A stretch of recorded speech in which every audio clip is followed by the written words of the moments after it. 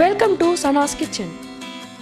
இன்னைக்கு நம்ம பார்க்க போற ரெசிபி வெஜ் ஷமி கபாப். எப்படி பண்ணலாம்னு பார்க்கலாம் வாங்க.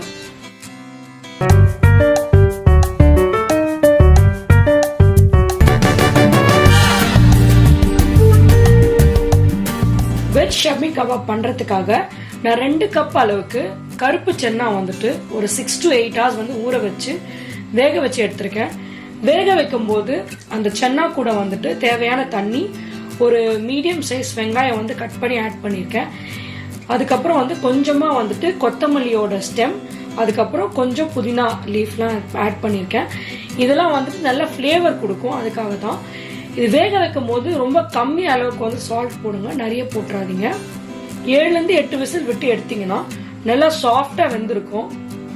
இப்போ வெஜ் ஷம்மி கபாப் பண்றதுக்காக ஒரு மிக்சியில வந்து வேக வச்ச பிளாக் சென்னா, அந்த வெங்காயம், அதுக்கப்புறம் வந்துட்டு புதினா, கொத்தமல்லியோட தண்டு இதெல்லாம் வந்து ஆட் பண்ணிக்கலாம். இது கூட வந்து 1 டேபிள் ஸ்பூன் அளவுக்கு பெப்பர் ஆட் பண்ணிக்கிறேன். 1 டேபிள் ஸ்பூன் அளவுக்கு முழு மல்லி ஆட் பண்ணிக்கிறேன். 3 to 4 காஞ்ச மிளகாய் ஆட் பண்ணிக்கிறேன். உங்க காரத்துக்கு ஏற்ப நீங்க ஆட் பண்ணிக்கலாம்.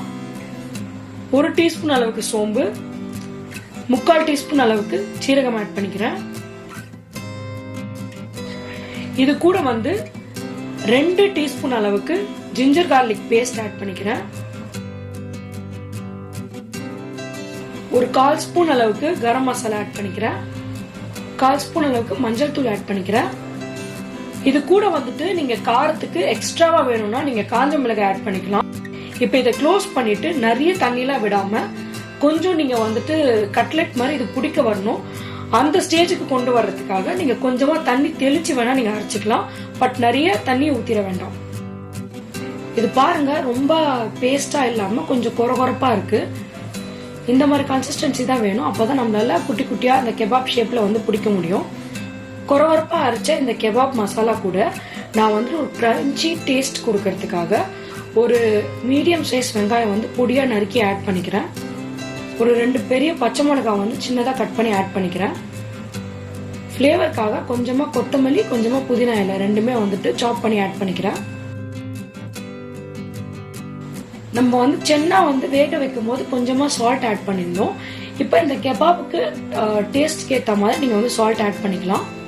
இப்போ இந்த கெபாப் வந்துட்டு நம்ம ப்ராப்பரா வந்து ஒரு ஷேப்ல பிடிக்கிறதுக்காக ஒரு பைண்டிங் ஏஜென்ட்டா நான் கொஞ்சமா வந்து கடலை மாவு ஆட் பண்ணிக்கிறேன். நீங்க வேணும்னா அரிசி மாவு கூட ஆட் பண்ணிக்கலாம். ஸ்டார்டிங்லேயே நிறைய சேர்த்துறாதீங்க. நீங்க கொஞ்சமா ஆட் பண்ணிட்டு கெபாப் ஷேப்புக்கு உங்களுக்கு பிடிக்க முடியுதான்னு பாருங்க. இல்லைன்னா இன்னும் கொஞ்சம் கடலை மாவோ இல்லை அரிசி மாவோ நீங்க சேர்த்துக்கலாம். இப்போ இது எல்லாத்தையும் நல்லா மிக்ஸ் பண்ணிடலாம். இப்போ நமக்கு இது ப்ராப்பரான கெபாப் கன்சிஸ்டன்சில வருமானு செக் பண்றதுக்காக எல்லா இன்கிரீடியன்ஸும் போட்டுட்டு மிக்ஸ் பண்ணதுக்கு அப்புறம் நீங்க கையில வந்துட்டு இந்த மாதிரி பிடிச்சி பாருங்க. ரொம்ப உதிரியா இல்லாம இந்த மாதிரி ஒரு ஷேப்புக்கு அது பிடிக்க வரணும். இப்போ நம்ம இதை வந்து நமக்கு தேவையான கெபாப் ஷேப்ல வந்து பிடிச்சிக்கலாம். ரவுண்டா பிடிச்சிக்கிறேன்.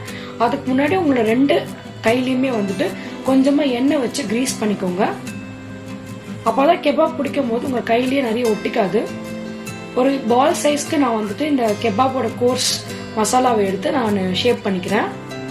ரொம்ப திக்காவும் இல்லாம ரொம்ப தின்னாவும் இல்லாம ஓரளவுக்கு மீடியம் திக்னஸ்ல வந்துட்டு உங்களுக்கு பிடிச்ச ஷேப்ல நீங்க வந்து இந்த கெபாபை வந்து ஷேப் பண்ணிக்கலாம்.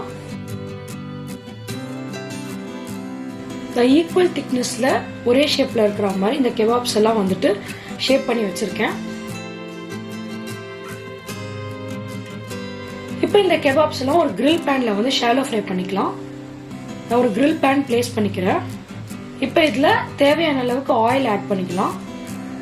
நம்ம ஷாலோ ஃப்ரை தான் பண்ண போறோம். இப்போ ஆயில் நல்லா சூடானதுக்கு அப்புறம் நம்ம பிடிச்சி வச்சிருக்க கெபாப்ஸ் எல்லாம் வந்து இதுல வந்து ஆட் பண்ணிக்கலாம். இந்த சென்னா வந்து நம்ம ஆல்ரெடி வேக வச்சுதான் எடுத்திருக்கோம். இப்போ இதுல மிக்ஸ் பண்ணிருக்க அந்த மற்ற இன்கிரீடியன்ஸ் எல்லாம் வந்துட்டு அதோட பச்சை ஸ்மெல் போகிறதுக்காக தான் இந்த மாதிரி நம்ம ஷாலோ ஃப்ரை பண்றோம். பிளஸ் இதுக்கு ஒரு நல்ல டெக்ஸ்டர் அண்ட் நல்ல ஒரு சாஃப்டாவும் கொஞ்சம் வெளி சைட்ல வந்து கிரன்ச்சியா இருக்கிற மாதிரியான டெக்ஸ்டர் கொடுக்கறதுக்காக தான் ஷாலோ ஃப்ரை பண்றோம். ஒரு சைடும் வந்து ஒரு 3 to 4 நிமிஷம் அளவுக்கு நீங்க நல்லா ஃப்ரை பண்ணி எடுத்துக்கோங்க. இப்ப 2 சைடுமே வந்துட்டு நான் நல்லா கிரன்ச்சியா வர மாதிரி ஷாலோ ஃப்ரை பண்ணிட்டேன். நல்லா கோல்டன் ப்ரௌன் கலர்ல வெளி சைடு வந்து நல்லா கிரன்ச்சியா இருக்கிற மாதிரியான நம்மளோட வெஜ் ஷமி கபாப் வந்து ரெடி ஆயிடுச்சு. இப்ப நம்ம அதை பிளேட் பண்ணிக்கலாம். ஃபர்ஸ்ட் நான் என்னோட வந்து பிளேட்டர்ல வீட்லயே பண்ண ரிச் அண்ட் க்ரீமியான புரோட்டீன் ஸ்ப்ரெட்டை வந்து நான் அப்ளை பண்ணிக்கிறேன். இப்போ இதுக்கு மேலே வந்து நம்ம ரெடி பண்ணி வச்சிருக்க வெஜ் ஷமி கபாப் வந்து பிளேஸ் பண்ணிக்கலாம். நான் பண்ணிருக்க இந்த புரோட்டீன் ஸ்ப்ரெட்டோட ரெசிபி வீடியோ லிங்கை நான் டிஸ்கிரிப்ஷன்ல கொடுக்குறேன், செக் பண்ணி பாருங்க.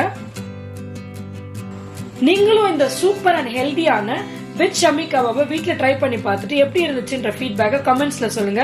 Happy cooking! இந்த ரெசிபி பிடிச்சிருந்துச்சுன்னா லைக் பண்ணுங்க, ஃப்ரெண்ட்ஸ் அண்ட் ஃபேமிலியோட ஷேர் பண்ணுங்க, என்னோட சேனலை சப்ஸ்கிரைப் பண்ணுங்க. தேங்க்யூ.